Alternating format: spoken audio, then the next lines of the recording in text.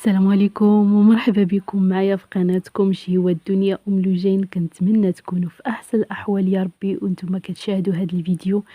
اليوم مع فيديو جديد ووصفه جديده اللي هي غريبه، اللي كتجي مشققه ومفلحه على هذه الطريقه هذا، وكذلك القرمشه كتجي رائعه بزاف.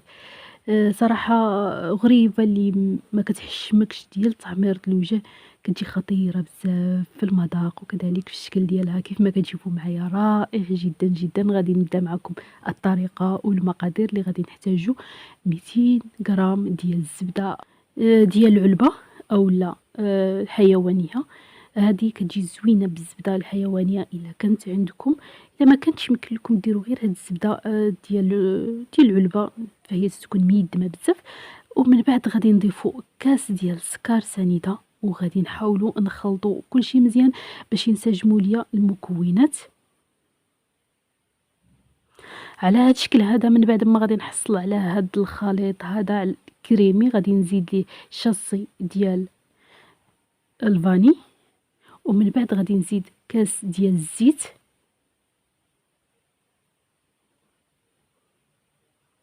غادي نحاولوا نطربوه مزيان مزيان حتى غادي نحصلوا على واحد القوام اللي هو كريمي. من بعد غادي نزيد كاس ديال اللوز وكذلك كاس ديال الزنجان اللي محمرين وغادي يكونوا مطحونين مزيان. يمكن لكم تعوضوا اللوز بكاوكاو الا ما كانش عندكم، اولا ديروا جوج كيسان د اللوز اولا جوج كيسان جوج كيسان د كاوكاو ولا جوج كيسان ديال الزنجان. اي حاجه عندكم ديروها، اولا كان عندكم الاكاج ولا الكركاع ولا اي حاجه عندكم ديال المكسرات يمكن لكم تحمروها، وغادي تهرمشوها وتضيفوها على هاد الحلوه هذه. تتجمع كلشي صراحه الله. ومن بعد غادي نزيدو الدقيق تدريجيا. كيف ما كتعرفوا هاد الحلوه بالضبط ما خصهاش طحين بزاف، الا كانت بزاف ما تتشققش لينا وكتجينا من الداخل مدقصه، خصها تجينا خاويه ومهويه. ومن بعد غادي نزيدو 7 غرام ديال خميره الحلويات. هذيك الخميره كانت عندي كنت ديجا هازه منها وبقى لها غير شي شويه وزدتو من الفوق.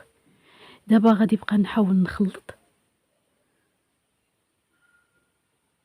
انا غادا تنحرك وكنزيد في الدقيق وكل دقيقه كنقيس بيدي باش نشوف القوام واش هو هذاك ولا لا.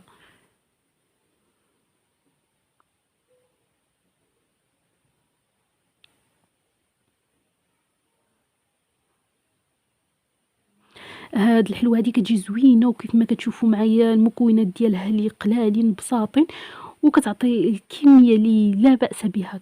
وصراحه الله كتجي زوينه بزاف. اهم شيء هي المذاق، تتحمر الوجه. المذاق ديالها كتجي مقرمشه وبنينه بزاف. وكيف ما كتشوفوا معايا في الشكل ديالها في الاول كتجي خطيره بزاف بزاف في الشكل ديالها. كيف ما كتشوفوا معايا هكا غادي قصتها لقيتها خاصها غير شي شويه ديال الطحين. غادي نزيدوا ليها ومع التحريك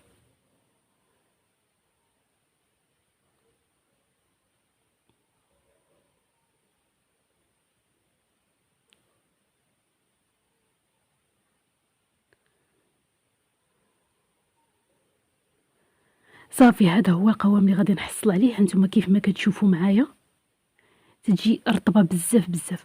وفي اللحظه دي انا كنكور فيها. غادي ديروا الكويرات، كاين اللي كيبغي كورات كبار كاين اللي كيبغي صغار، ولا من الاحسن انها تكون كره اللي هي كبيره.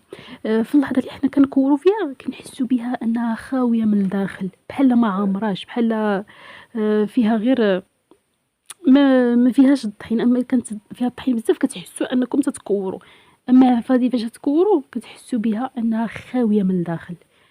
كنكورو وكنديروها في سكر كلاصي.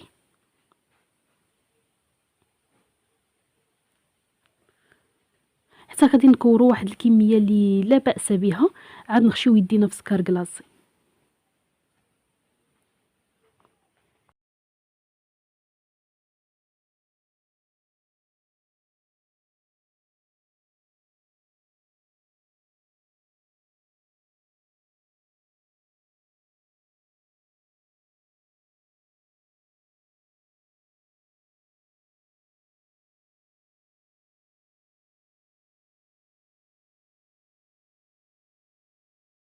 كيف ما كتشوفوا معايا من بعد ما ساليت التكوار غادي نحاولوا نلبسوا لها هاد سكار كلاصي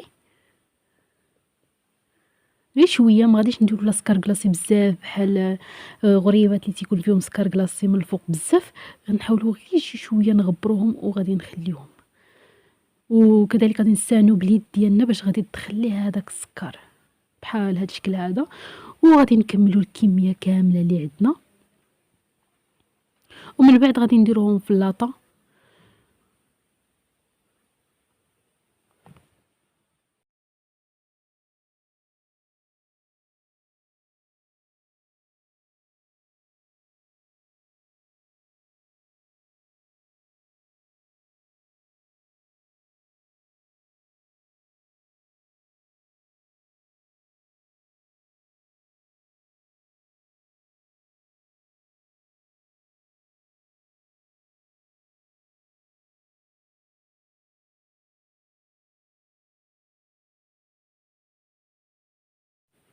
فاش غادي نستفوهم في اللاطه غادي الا كنا درنا لها اللوز من الداخل غادي نديروا لها لوزه من الفوق، الا كنا درنا بكاوكاو من الداخل غادي نديروا ليه كاوكاو من الفوق على هذا الشكل هذا.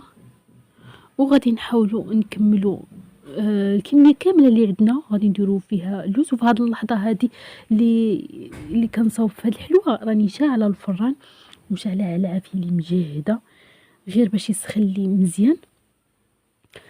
في اللحظه اللي غادي نساليو هاد الحلوه هذه غادي نديروها في الفران وغادي نقصوا البوطه، غادي تكون متوسطه وغادي نحطوها لتحت، غادي تكون ليها العافيه من الفوق، غادي نخليوها حتى غادي تشقق، ومن بعد غادي نطلعوا الحلوه ديالنا الفوق باش غادي تكمل الطياب ديالها وغادي تحمر لينا.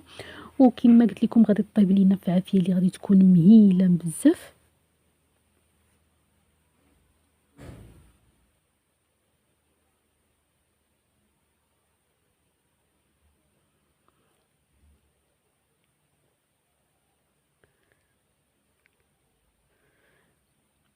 من بعد ما غادي طيب هذا هو الشكل النهائي ديالها، كنخليوها حتى غادي تبرد وغادي نهزوها كتجينا بحال شكل البهله، غير هذه فيها سكر كلاصي من الفوق والبهله ما تتكونش فيها سكر كلاصي، كتجي زوينه بزاف بزاف. كنتمنىكم تجربوها صراحه، كتستحق التجربه. هنا كنوصل معكم لنهايه الفيديو مع فيديو جديد ووصفه جديده. خليكم راحه الله والى اللقاء.